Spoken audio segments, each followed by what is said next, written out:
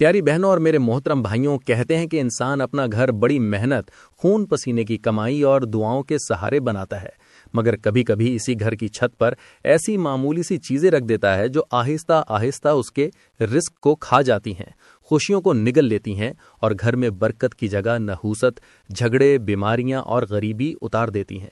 लोग हैरान रह जाते हैं कि हम तो नमाज भी पढ़ते हैं, सदका भी देते हैं, फिर भी न जाने क्यों पैसा आते ही खत्म हो जाता है, सुकून हाथ नहीं आता, हर दिन कर्ज बढ़ता है और बरकत ऐसे उड़ जाती है जैसे हवा में रेत। प्यारी बहनों, ये कोई बेबुनियाद बात नहीं। हमारे बुजुर्ग कहा करते थे कि घर की छत सिर्फ बारिश और धूल रोकने के लिए नहीं होती, बल्कि ये घर की इज्जत नफ्स और रहमत इलाही के उतरने की जगह है। जो चीजें वहां नहीं होनी चाहिए अगर वहां रख दी जाएं तो समझ लो कि फरिश्ते वहां से अपना साया उठा लेते हैं, रहमत के दरवाजे बंद हो जाते हैं और शैतान के लिए रास्ता खुल जाता है। आज मैं आपको इन्हीं छोटी मगर खौफनाक गलतियों के बारे में बताऊंगा। वो गलतियां जो अक्सर लोग अनजाने में करते हैं और फिर सारी उम्र रोते रहते हैं कि ना जाने हमारा नसीब क्यों बदल गया, रिस्क क्यों कम हो गया और घर की छत से खुशियों का आसमान क्यों गायब हो गया। इसलिए पूरी तवज्जो से सुने, क्योंकि अगर इन 5 चीजों में से कोई एक भी आपकी छत पर मौजूद हुई तो यकीन जाने खुशियां आपके घर से रुखसत हो जाएंगी और गरीबी आपकी दहलीज पर डेरा डाल लेगी। प्यारी बहनों, हम वक्त जाया किए बगैर बात करते हैं पहली चीज के बारे में जिसे कभी भी अपने घर की छत पर नहीं रखना चाहिए, और वो है पुराना फटा हुआ जूता या जूतियां। बुजुर्गों का फरमान है कि जिस घर की छत पर टूटे फूटे जूते रखे हों वहां फरिश्ते रहमत नहीं बल्कि बद्दुआ लेकर आते हैं।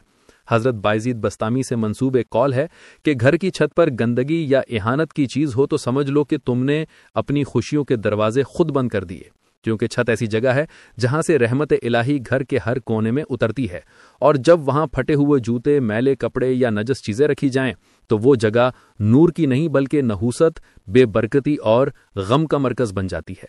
प्यारी बहनों, जूता इंसान के कदमों के नीचे होता है, उसे सबसे निचली जगह पर रखा जाना चाहिए, मगर जब वही चीज छत पर चढ़ जाए तो इसका मतलब होता है कि घर में बरकत के बजाय जिल्लत और बेकदरी को जगह दी गई है। जादू टोने करने वाले लोग भी जूते को छत पर रखने को नहूसत बुलाने का जरिया बताते हैं, क्योंकि ये रहमत के फरिश्तों को दूर और शैतानी आसार को करीब कर देता है।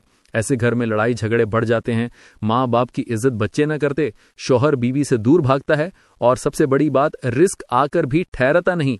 जैसे छत पर रखा फटा जूता आसमान की रोशनी को रोक देता है, वैसे ही गरीबी घर की रौनक को खत्म कर देती है। आज के दौर की तल्ख हकीकत यह है कि लोग सफाई का ख्याल घर के कमरों तक रखते हैं, मगर छत को कूड़ेदान बना देते हैं। पुराने जूते, खराब बर्तन, टूटे कुर्सियां, बच्चों के टूटे खिलौने, सब कुछ छत पर फेंक दिया जाता है। वो नहीं जानते कि हर वो चीज जो जिल्लत की हो, जब वो घर की छत पर रखी जाए तो घर की इज्जत को गिरा देती है। फिर वो हैरान होते हैं कि पता नहीं क्यों घर में बीमारियां बढ़ रही हैं, कारोबार बैठ रहा है, बहू बेटियों के रिश्ते नहीं हो रहे, या बच्चों का दिल नमाज में नहीं लग रहा। याद रखें, छत सिर्फ मिट्टी या कंक्रीट नहीं, ये आपके घर की रूह का दरवाजा है। इस पर अगर गंदगी रखी जाए तो समझ लें कि रहमत की जगह लानत ने ले ली। इसलिए फटे जूते कभी भी छत पर मत रखें, या तो उनको दफन कर दें या किसी मुस्तहिक को दे दें, मगर अपनी छत को कभी नहूसत का अड्डा ना बनाएं। प्यारी बहनों, अब आपको एक ऐसी हकायत सुनाता हूं जो सिर्फ कहानी नहीं बल्कि दिल का जख्म, जिंदगी का सबक और घर की बर्बादी से बचने का रास्ता भी अपने अंदर छुपाई हुए है।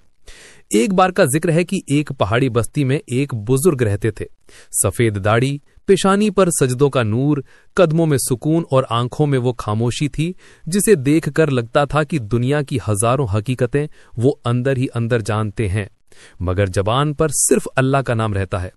इन्हीं पहाड़ों के दामन में एक कच्चा रास्ता था जिसके किनारे पीले पत्तों से भरा हुआ दरख्त झूमता रहता और नीचे एक सूखी नदी बहती थी।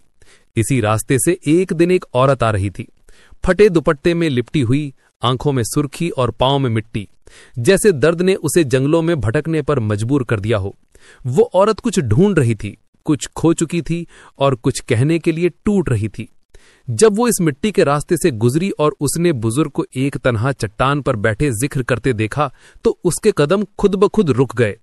कुछ देर खामोश खड़ी रही, फिर रोते हुए बोली, बाबा जी, क्या मैं थोड़ी देर आपके पास बैठ सकती हूं? मेरे दिल में इतना बोझ है कि लगता है सांस भी टुकड़ों में टूट रही है। बुजुर्ग ने धीरे से सर उठाया, अपनी चादर एक तरफ की और नरमी से कहा, बेटी बैठ तो सकती है, मगर याद रख